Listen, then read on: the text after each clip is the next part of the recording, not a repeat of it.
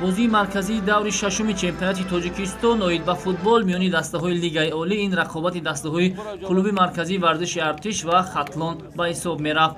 Вохӯрии дастаҳо дар шаҳри Душанбе баргузор шуда бо натиҷаи 2-1 бар нафъи артишҳо хотима ёфт. ҳанӯз дар дақиқаи 13-уми рақобат Парвиз Бакиахунов бо голи задааш меҳмононро ба пеш баровард, аммо хурсандии хатлониҳо дер давом накард, чаро ки дар дақиқаи 19-уми рақобат футболбози дастаи клуби марказии варзиши Артиш Шодибек Ғафуров голи ҷавобиро зада таносубро баробар сохт. Дар дақиқаи 34-уми рақобат футболбози дигари соҳибони майдон Бахтиёр Қаландаров ба дарвозаи рақибон голи пирӯзиоварро зада, баъди васила клуби марказии варзиши Артиши Помир дар хонааш бар дастаи футболи Хатлон, ки то ба ин замон шаҳди бохтро начашида буд, ғалаба ба даст овард. ҳамин тавр дастаи Хатлон нахустин бор дар мавсими ҷорӣ дар чемпионати Тоҷикистон шикаст хӯрда, мавқеи дуюмро низ аз даст дод. ҳоло Хатлон бо дарёфти 13 хол дар зинаи сеюми ҷадвали умумии чемпионати кишвар қарор дорад.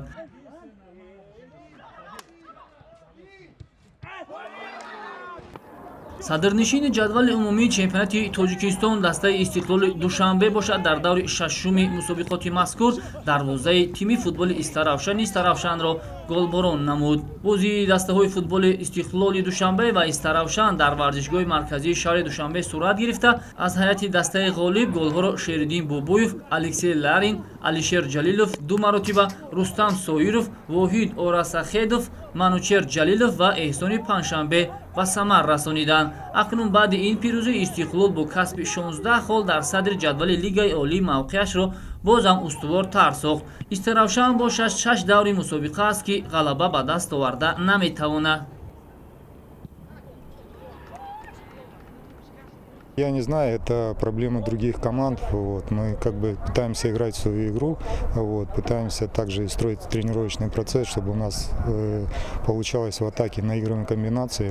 И, конечно, радует, когда эти комбинации проходят в игре и ребята много забивают. Поэтому не останавливаемся на достигнутом, работаем. Но я еще раз повторяю, внутренний чемпионат – это внутренний чемпионат. Нам надо готовиться с прицелом на АФК, где соперники будут более квалифицированные и более ответственно играть в обороне. Поэтому меня радует, что каждые моменты, которые есть, ребята стараются реализовывать.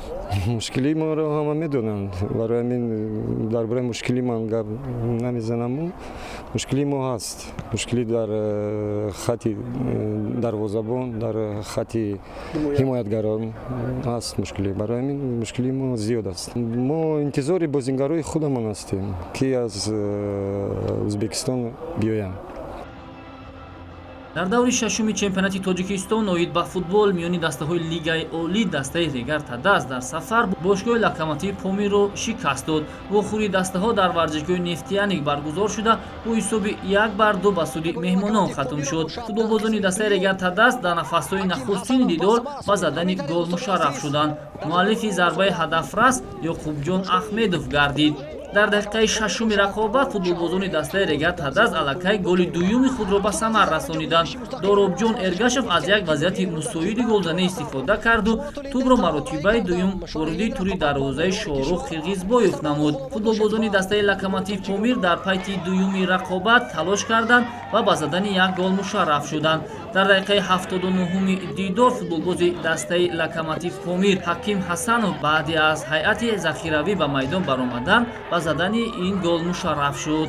ҳамин тавр дастаи Локомотив Помир 4 давр пайдарҳам мешавад, ки соҳиби имтиёз шуда наметавонад.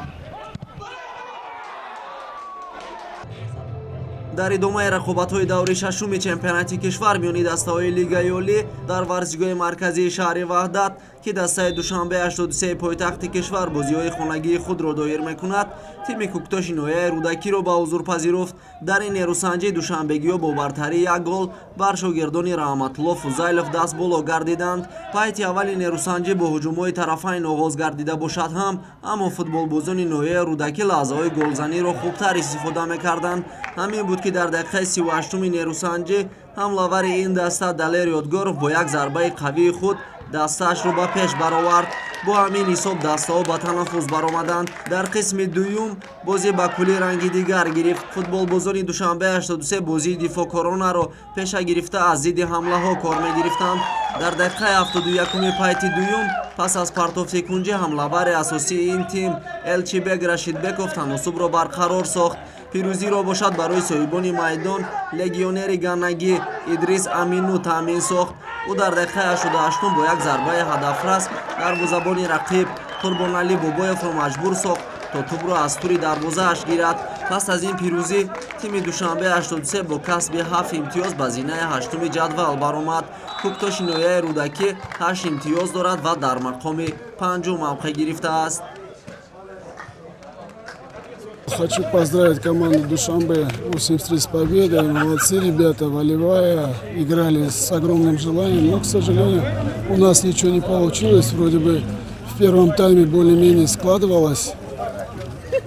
Игра, ввели в счете 1-0, второй тайм не хотели играть на удержание, в принципе, достаточно моментов создали, но, к сожалению, опять же, в концовочке хромает реализация и не хватает хладнокровия, то что такие моменты, конечно, обязательно команда высшей лиги должна реализовывать. Асос ғалаба буд, мо ҳам ғалаба ба даст овардем. Дар дигар бозиҳое ки пеш аз ин мо бозӣ кардем, бо чанд сабабҳое ки мо бозиро бохтем ё мусовӣ кардем, сабабаш ҳамин лаҳзаҳои голзаниро истифода набурдан буд. Имрӯз хурсандона ҳамин лаҳзаҳоро истифода бурдем ва соҳиби ғалаба шудем. дастаи дебютанти лигаи олии Файзканди ноҳияи Восе дар бозии даври шашуми лигаи олӣ бо дастаи Хуҷанди шаҳри Хуҷанд ба аввалин нокомӣ дучор гардид. Бозии мазкур мисли дигар бозиҳои лигаи олӣ бе иштироки мухлисон дар варзишгоҳи марказии шаҳри Кӯлоб ҷараён гирифт. ёдовар мешавем ки бо сабаби пайдоиши бемории COVID-19 дар Тоҷикистон 5 нафар легионери Файзканд то ҳол ба даста наомаданд ки ин футболбозон дар ҳайати асосӣ майдондорӣ мекарданд. дастаи Хуҷанд ба ҳайси муддаи қаҳрамонӣ дар соли ҷорӣ аз дақиқаҳои аввали бозӣ бартариро ба даст гирифта баъди як ҳуҷуми созмондода Дилшод Бозоров муаллифи аввалин гол дар бозӣ гардид. дар қисмати аввали бозӣ футболбозони дастаи Файзканд низ чанд ҳолати хуби голзаниро созмон доданд ки ин ҳуҷумҳо бенатиҷа анҷом ёфт. дар қисмати дуюми бозӣ бошад боз ҳам бо кӯшиши ҳамлавари дастаи Хуҷанд Дилшод Бозоров голи дуюми даста дар дақиқаи 63-уми бозӣ ба дарвозаи соҳибони майдон зада шуд ва ҳисоб 2-0 бар нафъи дастаи меҳмонон гардид. дар идомаи бозӣ дастаи соҳибони майдон чанд мавриди тағйир додани ҳисоби бозиро доштанд, вале дар хатти ҳимоя дастаи Хуҷанд хуб истодагарӣ намуда имкон надоданд ки ҳамлаи дастаи рақиб ба гол анҷом ёбад. ниҳоят дар дақиқаҳои изофашудаи қисми дуюми бозӣ ҳамлавари дастаи меҳмонон Амирҷон Сафаров ба задани голи сеюм шарафёб гардида ҳисоби бозиро 3-0 намуд. дастаи Хуҷанд баъди имтиёзи ба даст оварда ва то анҷоми дигар бозиҳо ба ҷои дуюм баромад. дастаи Файзканд бошад дар мавқеи чорум қарор гирифт. бозии навбатии дастаи Файзканд дар сафар бо дастаи Хатлони шаҳри Бохтар баргузор мешавад. Хуҷанд дар майдони худ бо дастаи Истиқлол вомехӯрад. чунки медонед дуюм бозӣ дар як ҳафта буд, барои ҳамин мо камтар хавотир будем ки бачаҳо чӣ тайёр ҳастанд барои ин бозӣ, чунки ҳаво ҳам гарм буд. барои ҳамин аз қисми аввали бозӣ хуб рафт ва як голи зебо задем. баъди он камтар бозингаро боз ба хатогӣ роҳ доданд ва он чизое ки нақшое ки буд дар пешаи бозӣ ба ин чизо хатогӣ бисёр доданд, он чизое ки мо талаб мекардем намекарданд ва дар танаффуси бозӣ боз тағйир ёфт камтар бозии мо, камтар камбудиё бо даста расондем ва дар қисми дуюм ба фикри ман бозӣ ба тарафдории мо гузашт ва чизе ки мо мехостем ва чӣ хеле ки мо талаб мекардем аз бозингаро ҳамаи чиро иҷро карданд ва хурсандем ки албатта ғалаба кардем. Новая команда строится, из этого трагедию делать не надо.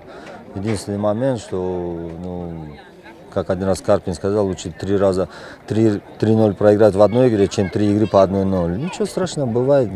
Есть ошибки, которые будем исправлять. Что, замены как таковой нет. Иногда надо, чтобы ротация была, чтобы свежие силы были. Эти игроки, поигравшие, взрослые ребята, но физически они тоже не могут Через 2-3 дня надо играть 2 матча подряд, им очень тяжело, они просто не восстанавливаются. Поэтому были бы игроки, опять же, я говорю, если бы легионеры были, какую-то ротацию могли бы сделать. Видно было по игре, что надо было усилять игру, но усиления мы не получили.